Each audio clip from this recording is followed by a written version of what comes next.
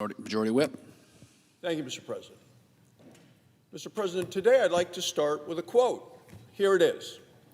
Quote is, "It is time to pass a clean continuing resolution and end this shutdown today." Goes on to say, no half measures and no gamesmanship. Those are the words from the American Federation of Government Employees. Not Fox News, not the National Review, not the Wall Street Journal, no. These are the words of the American Federation of Government Employees. Let me tell you about the organization. They are the largest union in America for federal workers. They were proud promoters a couple of weeks ago of the far left's radical rally. They're a very liberal group that has sued the Trump administration now more than a dozen times in the past year. This is a group that endorsed Kamala Harris for president.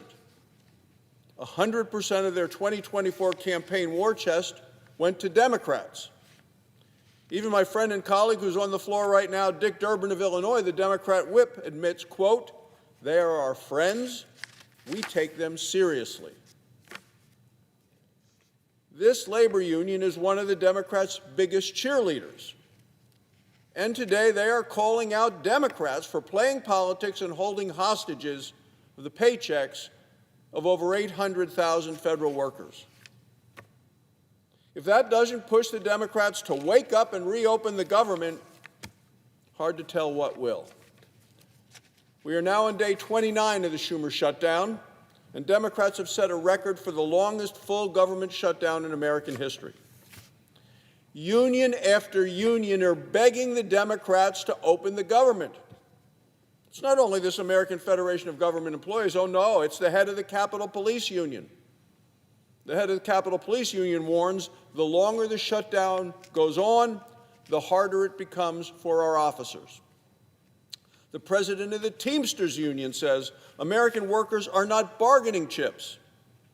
Senators should stop screwing around and pass the House-passed clean, short-term funding resolution.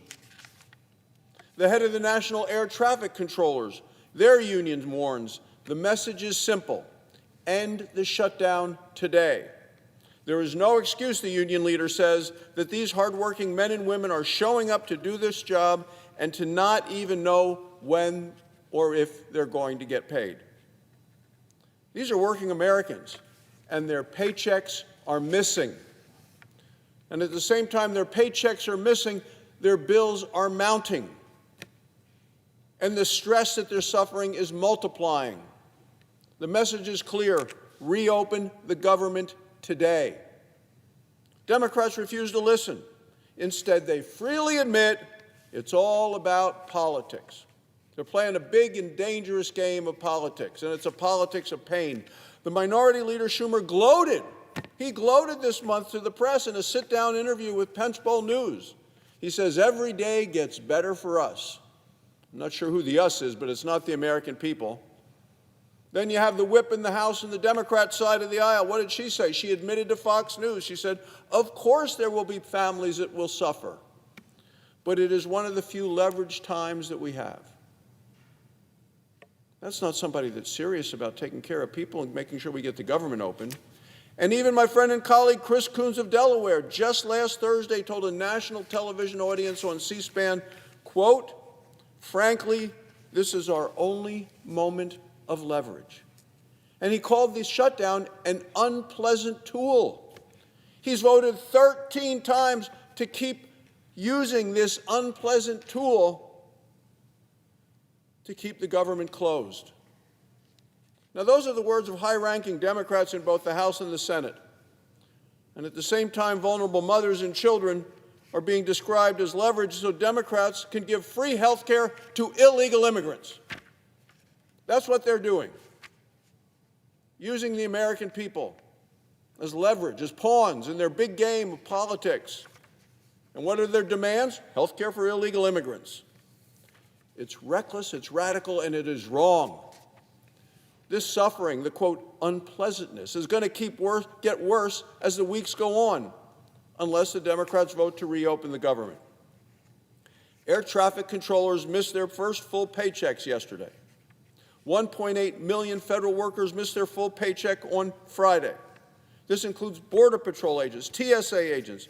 By the end of the week, 42 million Americans will lose food assistance. The Democrats call that unpleasantness. Lines at food banks are already swelling. The New York Times reports food banks are anticipating an even greater surge in demand. What do the Democrats call that? Unpleasantness, so they can have leverage.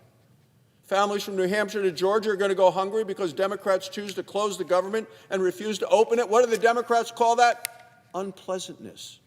Democrats know the president can't legally use emergency funds to the tune of $9 billion per month for food assistance. Democrats have an option. Vote for a clean, continuing resolution and reopen the government. Of course, the Schumer shutdown is not only a financial issue, it's also causing a crisis in national security. This past weekend, 1 in 6 air traffic controllers nationwide, in terms of the locations, the centers, were understaffed. Since Sunday, nearly 20,000 flights have been delayed. What do the Democrats call that? Unpleasantness. Some Democrats privately say they're not going to budge unless, quote, planes are falling out of the sky. That's their definition of unpleasantness. Democrats continue to embrace the politics of pain. Democrats have chosen leverage over the lives of people in this country. They've chosen leverage over because they want to fight Trump. They should be feeding our families. They're choosing politics over paychecks. The American people deserve better. We're not getting it from the Democrats in this body. Senate Republicans have voted 13 times for a clean, short-term, continuing resolution to reopen the government and pay every federal worker. 13 times Senate Democrats have voted no. Under Joe Biden, they voted 13 times for the exact same kind of clean, continuing resolution. They voted yes all of those times. Here's the math everybody in this chamber understands. It takes 60 votes to reopen the government. 55 senators have voted to reopen the government time and time again. That means we need 5 more Democrats to end the shutdown. Republicans are absolutely ready to pay for our nation's workers, to feed our nation's families, and to reopen the government. Democrats continue to vote against this, seem to be committed to what House Democrat whip admits is suffering and what Senator Coons continues to call unpleasantness. Democrats need to stop playing this dangerous game of the politics of pain. They need to reopen the government, and they need to do it today. Thank you, Mr. President. I yield the floor.